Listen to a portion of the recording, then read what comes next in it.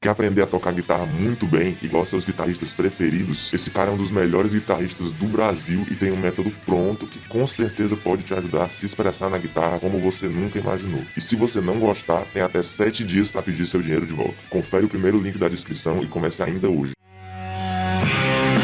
The big thing for Tony Iommi was the discovery of the Devil's Third. Da da da.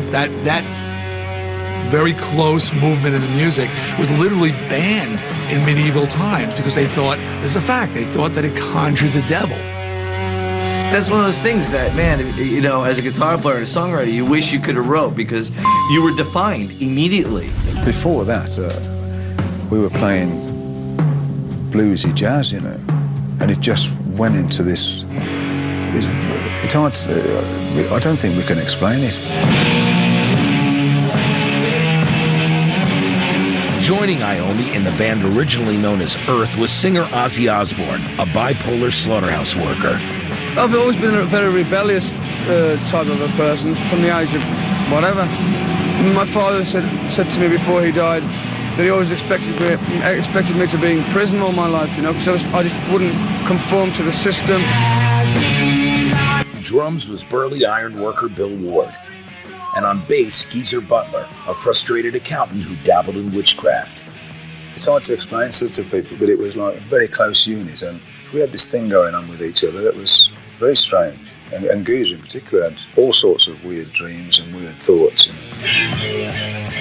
It might have been the acid, I don't know. At the time I was seriously into cult stuff and black magic and all that kind of thing. I had this little apartment which I'd painted black and had all these upside down crosses all around the place, pictures of Satan everywhere. And Ozzy brought this book around for me, and it was like this really old 15th century like old book. And it was all written in Latin. It was all about black magic. It had all these like drawings of Satan and everything in it. And I just had a really weird feeling about it. And that same night, I woke up in the middle of this horrible nightmare, and I just saw this like black shape at the bottom of my bed, just like staring at me. It was like a black, malevolent thing. It's a horrible feeling of it, and I just totally freaked out. And I told Ozzy about it, and he came up with the lyrics to Black Sabbath.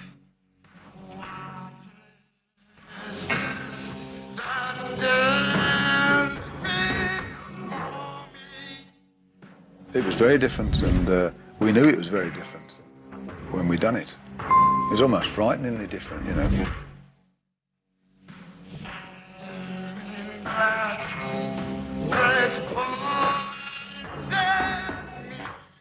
We had these gigs at the blues clubs, and we thought, should we play that song we'd done? We were trying to see what the reaction would be, and we played Black Sabbath, and God, the people's faces when they heard that. Oh, no!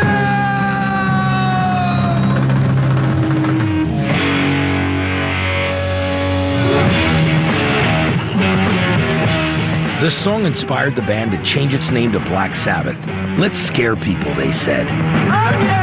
With $600, they recorded their self-titled debut in 2 days. Released on Friday the 13th, February 1970, it would emerge as one of the most pivotal records in music history.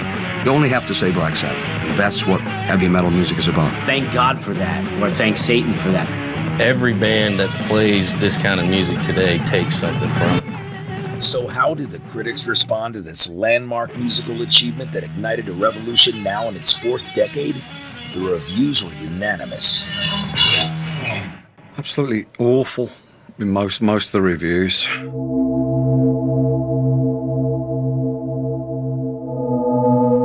Some of it was we really got slagged. Nobody thought Black Sabbath was making art. One thing you can say about rock journalists is soothsayers they ain't.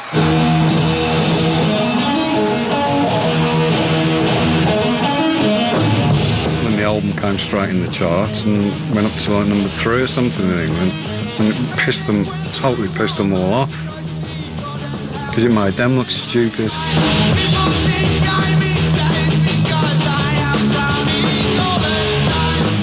We were still at 18, 20 years old, and so we really appealed to kids of our age.